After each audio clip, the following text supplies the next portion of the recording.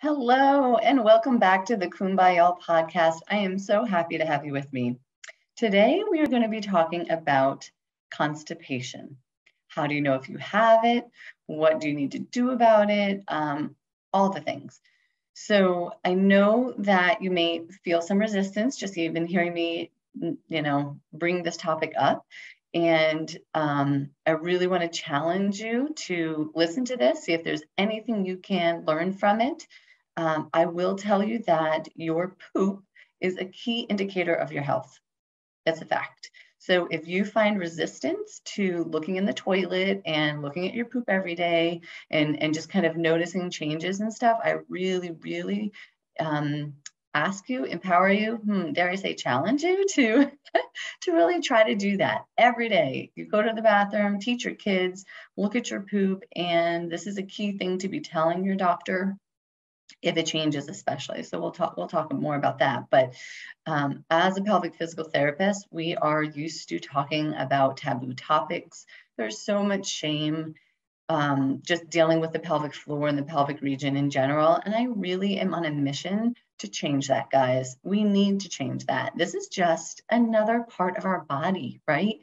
It's like your elbow, it's like your shoulder I mean, we don't have shame around the functioning of our mouths and the functioning of other parts of our bodies and holes and orifices. But when you get to the pelvic floor, it is such a taboo. We do not talk about this stuff. So please forgive me if what I say comes across as maybe too frank or too, I don't know, if you're starting to have emotions about this, just realize this is societal shame and pressure that we have on us that we really need to combat and just get rid of and work hard to change. So join me. Anyway, okay, so let's start. What is constipation? This is so I just have strong feelings about this, right? If you look up online and you Google what is constipation, you're going to hear and you're going to read many times constipation. It has I just think it's wrong. What you're going to see online is not true. You're going to see it's going to say that you should have a bowel movement 3 times a day to once every 3 days. They're going to say that's normal. That is not normal, okay? Trust me on this.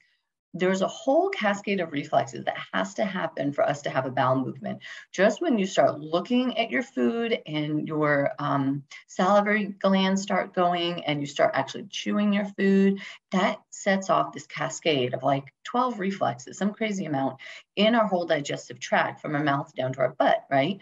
And it basically gets it started. And so when you chew and eat food, your bowels kind of are supposed to clear the way to make room for the food that's coming down the pipe. It totally makes sense, right? So if you're eating 3 meals a day, then you should be having 3 bowel movements a day. Okay, so I know this is so foreign, but I really strive and I educate my patients and I work with people to at least go to the bathroom 1 time a day. That's all I'm asking, once a day. If you're eating at least 3 meals a day, you should at least be able to poop once a day. Okay. So I can't say that enough. Whatever you see online, when they say once every 3 days is normal, guys, not normal. Once or twice a week, not normal. Once a day, you should be having a bowel movement. Okay. At the bare minimum, you could be having more, and that's totally normal, right? No, so why do we care? Why is constipation unhealthy? Well, really, it kind of starts with, it's unhealthy because you don't feel well, right? You have some bloating and it's uncomfortable. And then it gets to where the longer the stool is in your system, your body has more time to kind of absorb that water back from the stool. And so what happens then is you're reabsorbing a lot of hormones that would have been normally excreted, which, gotten out of your body, gotten rid of. And so that can show up with like zits. You can have more headaches. There's things like that, just kind of system-wide ailments come up the longer that you're constipated or the more that your stool is in your body. then you can start having issues, especially if the stool is hard to pass. So then you can have hemorrhoids from straining. You can have, and if it keeps going on, then, I mean, you can have fecal impaction. So if you don't know what that is, that means that your stool is stuck in your body. You can't get it out. And that is a huge, huge problem, because what is our stool, right? What is our poop? Garbage. It's like the trash. It's like the extra stuff that we don't need, all the byproducts and the stuff that our body did not need from our food and the nutrients that we eat. So it's waste. We need to get rid of it. And if it's staying in our body, it can become jammed up, and that's awful. Not good. That's literally a trip to the ER. So emergency room. So let me tell you a story. When I started working in pelvic physical therapy, I was an orthopedic physical therapist first, and then I got into pelvic PT when I was about 5 years out of school. And I remember when I started taking the classes, we learned about something called prolapse, pelvic organ prolapse, when your insides are just not supported the way they should be, right? And so as that progresses, if you have worse prolapse, eventually you may need to have surgery to kind of support that again, because pelvic physical therapist exercises, we can help with the muscles. But if you have things that your insides are not supported and you start damaging the connective tissue, then after a while, whatever you do, it's really not going to help things get back to the position they need to get back to. So surgery may need to be done eventually, after years and years. So I had learned that this happens after having a baby, after, really that was the biggest thing that I learned initially, was when you get pregnant and then you have babies, things aren't the way they used to be. And the support structure, can kind of falter over time. Well, I evaluated this woman, and she was probably in her 70s, maybe. She wasn't too old, but she wasn't, in her 40s or 30s. She was past her childbearing age. She had some children. No, actually, sorry, she did not have any children. So that is what threw me for a loop. So she comes in and she had pelvic organ prolapse so bad that she needed to have surgery to repair it, to get her insides to stay back inside her body. They were coming out. And it blew my mind when I found out that she did not have any children. And you know how she got that prolapse? What we think, is from years of straining. We're talking years of being constipated, and she didn't know that she was constipated. She did not know that, what she was experiencing was not normal. It was just how it always was. And she had to push to have bowel movements, and she pushed and pushed and pushed so much for so many years that she literally wore out her connective tissue and her support structures and her pelvic floor, and her insides started coming out. So let me just put that on your radar, that straining is super bad. Even if you're not really having pain, it's just kind of an inconvenience, you feel a little bloated or something, no, we really want you to go in the bathroom at least once a day. Number 2, once a day, and not having to strain, because that could be the outcome, right? And I believe wholeheartedly in prevention, and so I'm here to share this anyway. So, okay. So what are the symptoms? So if you're constipated, we talk about it's, if you're not able to move your bowels at least once a day, I would call that constipation. And then what will it feel like? How will you know, right? So you could be bloated either throughout the day or toward the end of the day. And truly, I see patients that have just been constipated for so long, they don't really even know that they could feel better than what they do. So that may not be a good indicator. Pain, you could have pain with your bowel movements, like physically, like pain when you feel like you have to move your bowels, or pain as it's like exiting, like when you're actually pooping. You could, have the difficulty going. I mean, when you have to go and you sit down, it either takes a long time, or you feel like you have to push, or you start pooping and some comes out, but you don't feel like it's all out. So you have some like left over, or you just have that feeling that you didn't get it all out. So we call that incomplete emptying, right? So you could have that.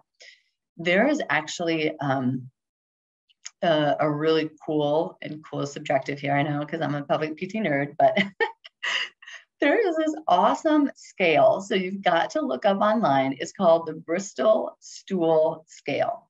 All right. It is genius because, who wants to talk about poop except for pelvic PTs, right? So you can now go online and look up that Bristol Stool Scale. So when you look in the toilet, you can kind of compare it to that scale, and it just gives you a common language to talk to your doctor about. So spoiler alert, we all want to be a type 4, which is the smooth snake or the sausage.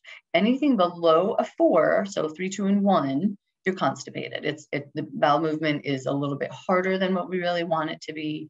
And then if it's a 5, 6, or 7, that number higher than 4, then you're kind of getting into more loose stools, more diarrhea, things like that. So when we're talking about constipation, we want to at least be a number 4 on the Bristol Stool Scale. So if you're looking in the toilet and you're seeing like rabbit pellets, little individual pieces, or even like one log, but it's sectioned off and you can kind of see it's not smooth on the surface. So that's kind of a varying degree of constipation.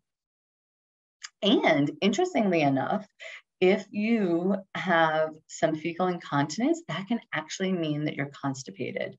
Bear with me, all right? So fecal incontinence is just a fancy term to mean that a little bit of poop is in your underwear, or like some is coming out when you don't want it to come out when you're not on the toilet. And so if you have a lot of hardened stool stuck in your bowels, what can happen is there could be some liquid stuff that kind of seeps out around it. So you think, oh, I have weakness or something's going on with my pelvic floor because I have this little like seepage, in my underwear, not like a huge amount, but it really could be because you have stuff that's just taking up space and not letting it all pass. And so that liquid kind of comes out. I know, guys, it's hard to hear if you're not used to talking about this, but I promise you, if you go to see a pelvic PT, none of this floors us. Like, we talk about this all the time. It is okay. So all right, so what causes constipation? All right, well, some medications do. So if you're taking an antacid, antihistamine, antidepressants, pain medication, that can constipate you. So that would be something to talk about with your doctor. You may just need to be taking something else along with that to help you and help your system. Totally fine. If you're not eating enough fiber, that can do it. If you're not drinking enough water. So all these things are modifiable factors, right? Things that you can control. If you're seeing that type 1 stool in the toilet after you go, drink more water, eat more fiber. There's a lot of this stuff that you can start trying already on your own. If you're not moving your body enough. So I know, especially with working from home, a lot of my patients are really find that they're working a lot more because they just get up and they're on the computer and they're on all the time. Get outside and move your body, especially if you can move your body outside now that it's, when the time of this recording, we're springtime here, and it's just gorgeous outside. So try to get out, as much as you can, a little in the morning, a little in the afternoon. Move your body is so key to not being constipated. If you're not sleeping enough, that's another kind of risk factor. And if you're pregnant, so this is a key thing before you get pregnant, is be on point with your digestion, on point with your bowel movements, because just from the hormones, from the increased blood volume, there's just a lot of changes that happen in pregnancy that can cause you to be constipated. And then at the end of pregnancy, when the baby's big and the uterus is just taking up most of your torso, it's just a mechanical thing then. It's just literally the baby is taking up so much space that you don't have enough room for the bowels to kind of just empty as easily or as quickly as they're used to doing. So that'll change after you have the baby. But, it's very common for people to note that difference. So if you were pooping 3 times a day before you got pregnant, now you may be pooping like once or twice a day. But still, that's good. We want at least once a day, for you to be moving your bowels. So, okay. And last but not least, where my heart is at, how can pelvic PT help you? And I say this because I wanted to talk about this because I think a lot of people don't know that we can help with constipation. One, I think that a lot of people don't even know that they're constipated. I hear this all the time. So even when I'm talking to other physicians that refer to me, I educate them to say, hey, ask your patients. Don't just say, are you constipated? Because a lot of people will just say, oh, no, I'm fine. because it's always been that way, right? And that's not fine. So going once, a week or 3 times a week, even if you look up online, you're within normal. And I would say absolutely not. We need you pooping at least once a day. So pelvic PT can really help to get to the underlying root cause. So obviously just, that individualized evaluation will help tremendously, because we're going to look and see what your body shows, what it needs. So there could be tightness in some muscles, especially with the pelvic floor. Just tight pelvic floor muscles can really not let things kind of move as regularly as they need to. Also coordination. So you could think that you're pooping right and you're actually tightening and contracting when your pelvic floor needs to open and relax. So that's huge. And it's just a little bit of education, a little bit of retraining and that awareness that we can kind of give you. So powerful. So awesome. We just do a lot of holistic, like lifestyle modification, a lot of education on nutrition, water intake, sleep, managing your stress, the activity, besides just general activity and mobility versus, as well as, I should say, exercises and stretches and things that are really tailored to what your body showed in the initial evaluation where it was lacking. Lacking is a strong word, where there are opportunity for an improvement, right? So if you're tight in some muscles or really sore or tender in some muscles, then we can teach your partner how to do some, massage for you. We can teach you how to work some really targeted exercises or stretches into your daily routine that will help, So I hope this answered some questions that you really didn't even think, knew that you had. If you have any other questions, feel free to reach out. hello@kumbayalpodcast.com. I love to be a resource. So if you have, like I said, any questions, reach out. You could find me on Instagram. I'm Dr. Amanda Shipley, DPT. Or Renew Pelvic Health is my practice name. And yes, I hope you all are empowered to check your poop in the toilet, like look and see after you've gone what it looks like, share it with someone if it is not a type 4, and maybe ask your doctor how you can troubleshoot that, ask for a referral to pelvic PT, and just know that you should be pooping once a day. So if you're not, let's get on this. Let's prevent issues before they arise, and let's all take care of our health together. Take care. Do you ever wish that you could learn the essentials of pelvic health from an experienced pelvic floor physical therapist at a fraction of the cost and from the comfort of your own home? This episode is sponsored by Progressive Pelvic Education, your source for online courses to expand your pelvic health knowledge and promote optimal wellness. Pelvic health is wealth, and there is a lot of essential information about our pelvic floor that isn't taught in school. Learn what to do and not to do to avoid the inconvenience and pain of pelvic floor issues in a self-paced course you can take anywhere. Visit courses.progressivepelviceducation.com to get access today.